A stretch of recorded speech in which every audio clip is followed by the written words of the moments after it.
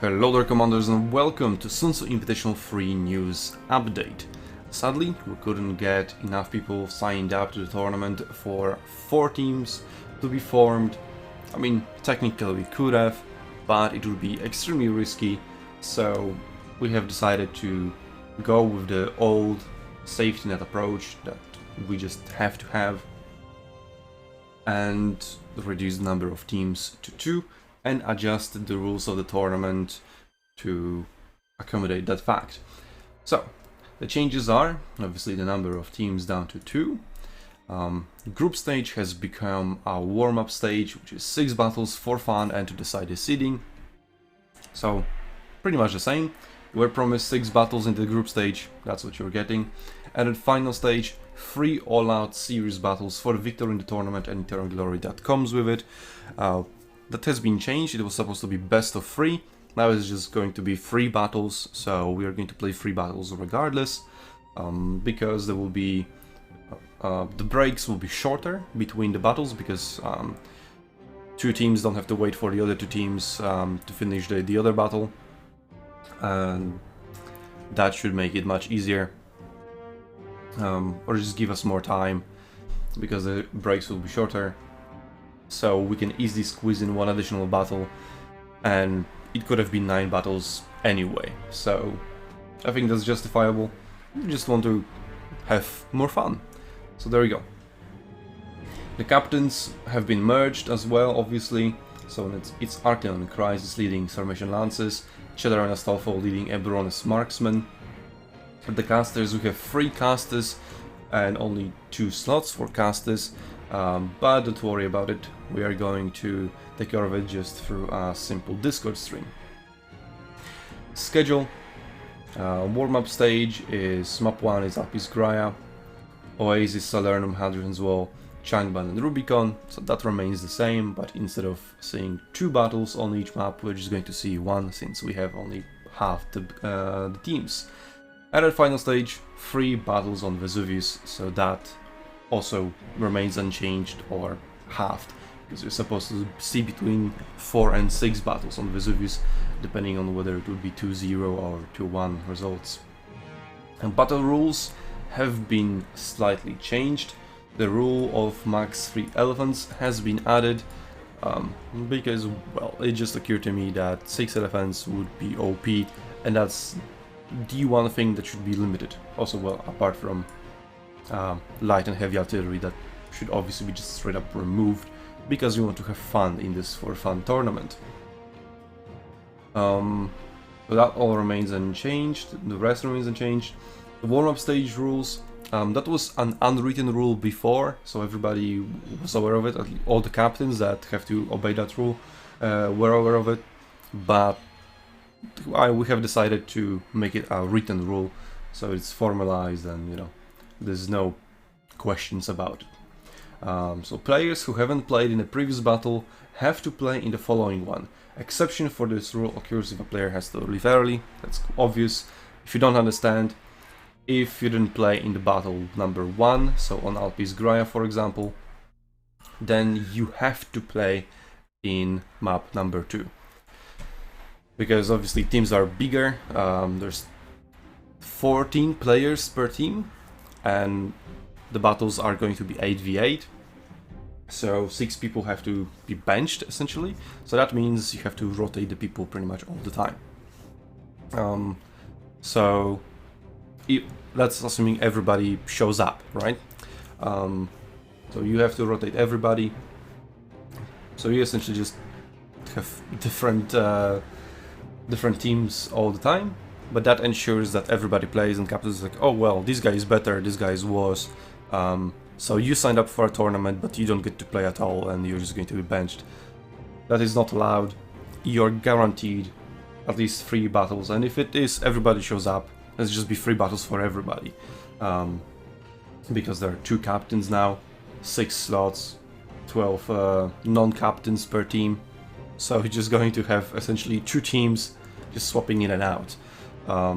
But that's only if literally everybody shows up. And if everybody shows up, we might as well make a decision on the spot to maybe return it back to 4 teams, but probably a bad idea, because as soon as anybody has to leave early, then everything crumbles. So we'll probably keep the safety net of having those reserve players per team. Because from my experience, having organized literally tens of tournaments, that safety net is always needed, because there's always somebody who either shows up late, has to leave early, or just doesn't show up at all because he had forgotten or something happened. Whatever, life happens, shit happens. I don't judge, but I just know that is the case. And then final stage rules have also been adjusted. Also another rule that has been adjusted in the warm-up stage is that in the first battle the side selection is decided by roll by the casters, and then for each consecutive battle the team that lost the previous battle has side selection, and then it's the same for the final stage rule, for the final stage, except that on the first map the side selection belongs to the team that has won the warm-up stage, and then the loser of the previous battle picks for the next one. So those are the rule changes to the tournament, adjusting for, well, the reality, the sad reality in which not enough people have signed up. It's the middle of the summer. People are going on vacation for the first time in 2 years probably, because, you know, COVID and stuff. So that's understandable. Also, our Western community is getting smaller and smaller because, well, of the reality that the game is in China and it's not being promoted in the West, blah blah blah blah. And that's why this tournament exists, to unite that little what remains of our Western community and hopefully help to promote Arena to help it grow as well. So everybody who has signed up has my huge respect, and well, I ask you to help me grow the Arena community that we all create. But that's enough of the rule changes. Now on to the second part of this video that has been recorded earlier, which is the draft. So the 2 captains have shown up for a draft and drafted everybody who has signed up into their teams, and that's what you're about to see. See you in the second half.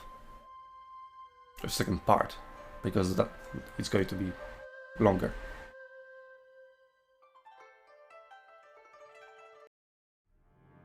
Hello there, commanders, and welcome to SUNTZU Invitational Free Draft. I have 2 captains representing 2 teams over here. Crisis representing Sarmatian Lances and Astolfo representing Everest Marksman, as well as my co-caster George. And well, we're just going to draft 2 teams in a traditional snake draft. Me and George are going to banter about the picks of Crisis and Astolfo. Let's go. So, Astolfo has won our virtual coin flip, so he's going to start. Astolfo, what is your first pick? Have you thought it through? Yes, I have. I'm gonna pick Brenter first because Army is only as strong as its NCOs, and he's a very experienced player. Okay, well, I mean, he's definitely very experienced. I think he has just the most battles played in the entire game, at least PvP battles, and definitely in this tournament. So yeah, definitely a very good pick. Yeah, I think he's got some tournament experience as well, so that's pretty helpful to have something not just in the random battles. Yep, and since he played so many battles, he has pretty much every single unit unlocked in the game, so we can flex him to whatever you need him to play. Okay, Crisis, your 2 picks? I think I'm gonna be taking Nished, since he also has a lot of tournament experience, and he's also a great team player, allowing him to synergize with the team. And the other pick that I'm taking is Quo. Yeah, I'll be taking Quo since he's a very good cavalry player, which is very good to have a team that's flexible on the map. Well, very good. I'll give you one better. He is the best cavalry player in the world, and definitely by far in this tournament as well. Mishet, I've played with him in many tournaments, great communication, great team player as you've mentioned, so a great asset to have in your team. I think Crisis mentioned about Quo being experienced on the cavalry there, and Misha obviously followed up, but I think Misha is quite a good elephant player, so maybe he could be the first pick for those. Oh yeah, the elephant meta definitely coming in strong. Okay, Astolfo, how do you respond to that?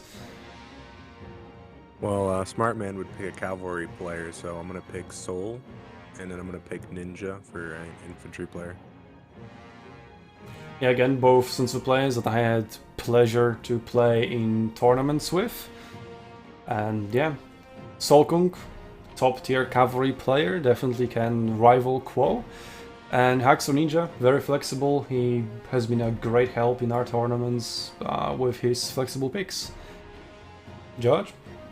Yeah, I mean, both flexible, good, trying to counter the picks the Crisis has put out there. Should be good. Yeah, I think he might be a particularly good on dogs, but anyway, whose turn is it now? It's Crisis. Crisis. What are your two picks? Now I think it's best if I start picking the lines for my army, the infantry players. So I think it's a solid pick taking Vertigo. And I believe Rex should also be a good pick. Yeah, I think I faced Rex in a few tournaments. I think I faced him in the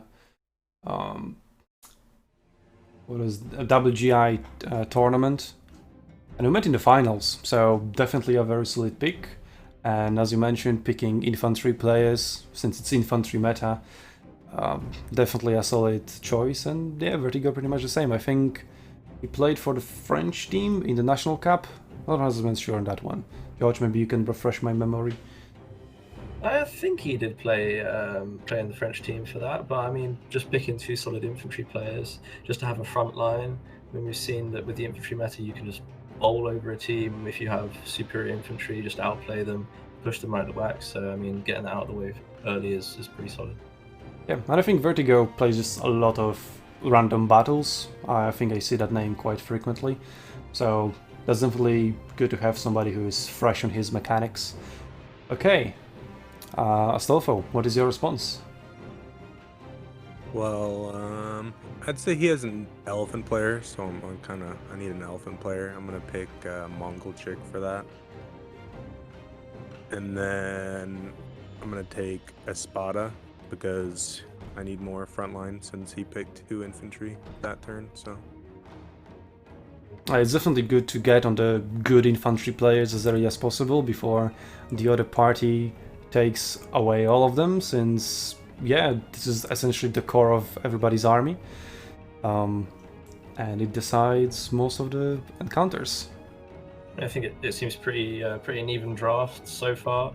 Trading blow for bows, both got good cavalry players, now good elephant players, good infantry.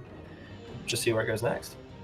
Yeah, I think Mongolchik plays pretty much exclusive elephants. I see him on that pick very, very often in random battles. So definitely an asset. Good job there, Astolfo. And Crisis, your response? I think I'll be taking Freaky Style. I think it should be a good pick if I'm required to take some cavalry with me, as well as infantry. And let's take a special K for even more infantry. Yeah, I think picking another good cavalry player is actually a big brain move, because there's a rule that you have to swap players out so that everybody can play. So maybe in a draft you want to swap out Quo, or maybe you want to Quo to play something else. You know, just play, flags those players around. And Special, that's my man. He plays a lot with me, and since he plays a lot with me, I keep training him how to get better and better and better. And he's definitely doing some serious progress, so I would like to see how much he has progressed in this tournament. I'm really looking forward, and I think he's going to be a solid pick. I think Freaky's actually especially good because you can also flex onto the infantry. Doesn't just play cavalry. So I think Crisis are really stacking up the infantry players right now, which is probably a good decision. Okay, Astolfo, how do you counter that? To counter with flexibility, I'm gonna pick Pelagos and Zion. They both have pretty much every unit unlocked, and probably every unit unlocked, to be honest. And they're both good at most positions, so. Yeah, I think it's a good draft strategy. You picked some really specialized players to fill in key positions such as elephants and cavalry, and now just pick flexible players who can play pretty much everything anyway, to fill any void in the draft. I think it really means that after the first game or two that you can think, well, actually, maybe infantry is the right call on those two players, but maybe a different commander or anything like that. It just means that, he can play the game how he'd like to, swapping it up if he needs. I also think with players swapping in and out between games in the warm-up stage, that's going to be very useful, because you can just flex them around and keep the same composition with different players, and everybody still plays a familiar strategy rather than turning everything around and on its head and trying to play different style every single game. Although that also may be quite entertaining. Okay, Crisis. You have enough time to think about it? What are your next two picks? I think my core infantry is set, so I think I'm going now for some more specialists. So I'm taking Krasivi. Mm-hmm. And I think I'm also taking Ahun. Okay, you're thinking, but you've locked that in, okay. Well, Ahun, I think I saw him on a few tournaments in Russians or Ukrainian teams. So if my memory serves me correctly, that should be a pretty good solid pick, since the Russian and Ukrainian teams did really well, especially in the National Cup. There were the two finalists. And Krasivi, I haven't seen him in tournaments, but I think I've seen him quite often in random PvP battles, so he should be a solid pick. Yeah, I haven't seen much of Krasivi myself either, but I think that he has those picks that are going to be solid that you can play in the team. But if you need to mix it up, then I think he's also got a few tricks up his sleeve, a couple of different commanders that might be slightly off meta that he can bring out. Yeah, getting that surprise factor definitely worth it to have up your sleeve. Astolfo? I'm gonna pick Pow because he's an infantry player. I probably need another infantry. It's never bad in this meta. And I'm gonna pick Numbers. I won't bother you guys with reading it all out. But... Mr. Numbers, yeah. Well, for those who don't know, that's Mr. Gonzalez? Help me out here, George. He's Gonzalez. Yeah. So he's a pretty experienced player, I think, but not quite sure how the numbers have come about. Well, it's probably some bug during the registration. That doesn't really matter for the purposes of this video. But yeah, I think I've seen him around, and he likes to play very aggressively. So that's always entertaining to watch during tournaments, and also I just think it's the right way to play. So definitely a solid pick over there. Crisis? I think I'll be taking. The choices are a little bit low. I think I'll be taking Amilcara. I believe he's a decent player, and I think I'll take also Vladimir. I think he has Barbarian, so he could be useful if I want more fast infantry. I see, so another set of two, I think, Russian players, Eastern at least. Gamilkar, I think he is a streamer, so I would expect above average skill for everybody who is brave enough to stream. So hope that's a good pick, but I haven't seen much of him, so cannot really say anything about him. Same really goes for Vladimir. So all I can comment on is the units that he brings to the team, and yeah, solid choice of Roman infantry and barbarian flex for that Boudica and Vercingetorix or surprise factor, and definitely a very good utility. I think that's a good pick. Yeah, well, I think Vladimir, because he has his Roman infantry, it's a solid, strong pick. Always has been. I see it being in the future, but with the barbarian infantry, I think with someone like Gonzalez being picked up for Astolfo, likes him to play aggressive. If Vladimir can bring out some barbarian infantry and kind of match that aggression, then maybe they can trade blow for blow. Yeah, or no, you can just build around him and have the other more flexible players flex around him. Anyway, Astolfo, your next 2 picks. Well, I'm gonna pick Gray because he's a man after my own heart. Plays Scipio infantry, so how could I not pick him? I like my off-meta picks. And then I'm gonna pick Dobry as well. Well, so you mentioned Scipio infantry being off meta, but I mean, I've seen it in a tournament recently. It was played against us. Also, it was different circumstances, different rules. There was only one unique commander per team, so you couldn't have 2 Scipios, one on cavalry, one on infantry. Here, in this tournament, you can, so you can have 1 Scipio cavalry. If you don't want 2 cavalry players, then put another Scipio in infantry, and he holds a point really, really well, and that is pretty meta for me, so definitely a very good pickup. And Dobry, well, cannot say much about him, but he's from the Imperial clan, and there are many good players from that clan, so I would expect the same from him.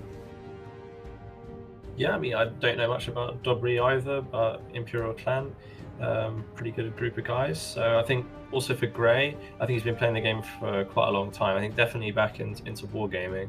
And I don't think he just has Scipio infantry. I think he also has Caesar infantry. So in those kind of clumped infantry engagements, lots of infantry been drafted out already. Putting those buffs on your allies, they could really come in handy.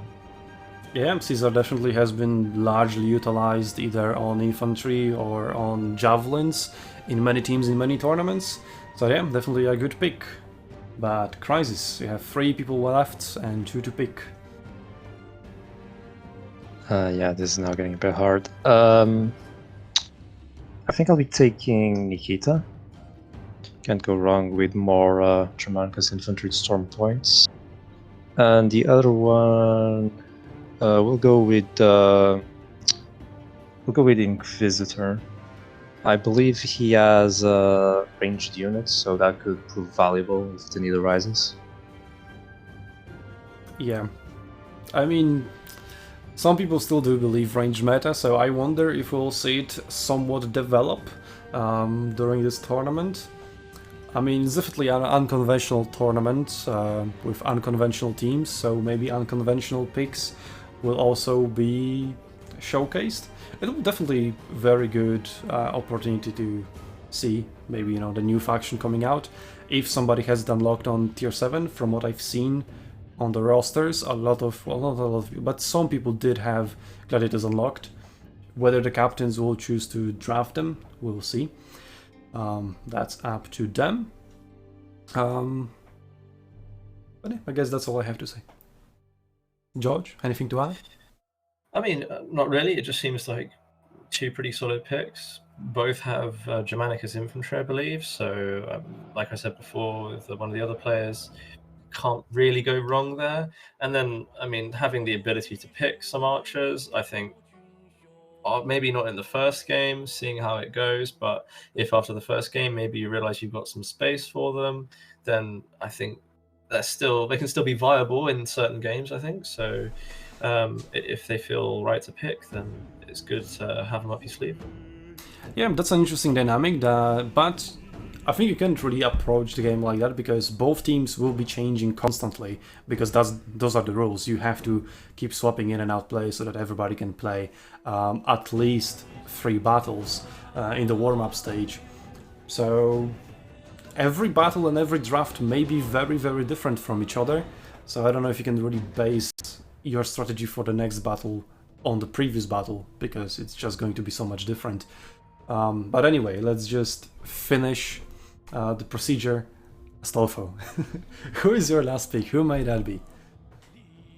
It's gonna be Steppen because. Give us a good reason. All right, I got you. Okay. I know that he plays ranged units, and I don't have any ranged outside of my flex picks, so need at least one on the team. Yeah, George. I think he's got a whole lot of games on Kanali Archers, so I mean, having someone that's experienced, maybe swap them in or out depending on what you think might be needed. Having someone that knows what they're doing, can't go wrong. Yeah, and maybe he's the next super hidden Kanana Archer talent that will surprise us everyone. I mean, he has a fair number of Kanana Archers, so if he heavily specializes in them, they can be useful. Yeah. Yeah. Okay, that concludes the draft.